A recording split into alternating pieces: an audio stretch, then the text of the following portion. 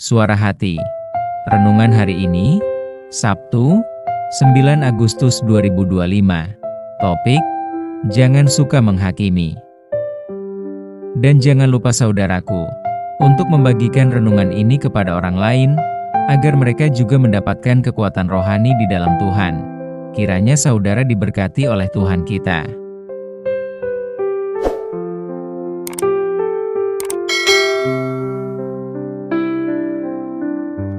Nas renungan kita hari ini, Matius 7 ayat 4 dan 5.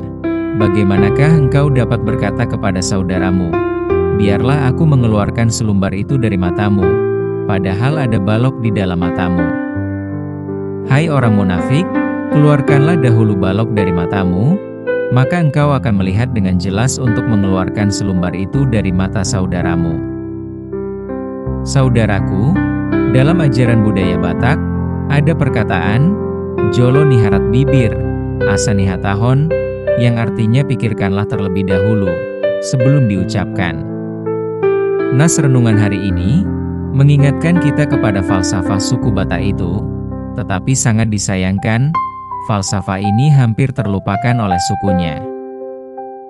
Injil Matius 7:45 mengajarkan kepada kita untuk tidak terburu-buru menghakimi orang lain, tetapi terlebih dahulu memeriksa diri sendiri. Nas ini adalah perkataan Tuhan Yesus yang menggunakan perumpamaan tentang balok dan selumbar. Tujuannya untuk menggambarkan posisi manusia yang seringkali lebih melihat kesalahan kecil pada orang lain. Kesalahan kecil itu diibaratkan selembar. Sementara kesalahan kita, Tuhan Yesus mengibaratkan balok sebagai kesalahan besar yang selalu tidak disadari. Bagaimanakah engkau dapat berkata kepada saudaramu, biarlah aku mengeluarkan selumbar itu dari matamu, padahal ada balok di dalam matamu. Matius 7 ayat 4. Nas ini menyoroti ketidakadilan dan kemunafikan seseorang dalam menilai orang lain. Sebab bagaimana kita bisa dengan mudah mengkritik kesalahan kecil orang lain, padahal kita sendiri memiliki masalah besar yang belum kita atasi? Hai orang munafik, keluarkanlah dahulu balok dari matamu, maka engkau akan melihat dengan jelas untuk mengeluarkan selumbar itu dari mata saudaramu.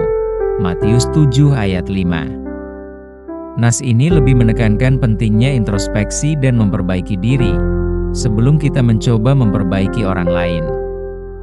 Artinya kitanya dululah mengatasi dan memperbaiki kelemahan kita dan dosa kita yang besar itu, yang diartikan sebagai balok, agar dapat melihat dengan jernih persoalan orang lain. Kalaupun kita ingin mau dan membantu dengan tulus, mengeluarkan selumbar. Saudaraku, banyak orang dewasa ini menghadapi berbagai persoalan hidup, yang diakibatkan seringnya kita bersinggungan atau berkomunikasi dengan orang lain. Dan tidak jarang kita perhatikan, beberapa orang seolah-olah berjasa seseorang kepada orang lain, sehingga dirinya merasa mampu untuk mengoreksi kehidupan orang lain. Tidak salah, bila Tuhan Yesus mengingatkan kita, agar selalu introspeksi diri untuk merenungkan kesalahan sendiri, sebelum menilai orang lain. Semoga nas hari ini, kita tetap diingatkan oleh Tuhan, agar selalu introspeksi diri, yang tujuannya untuk mengurangi ketidaksempurnaan kita.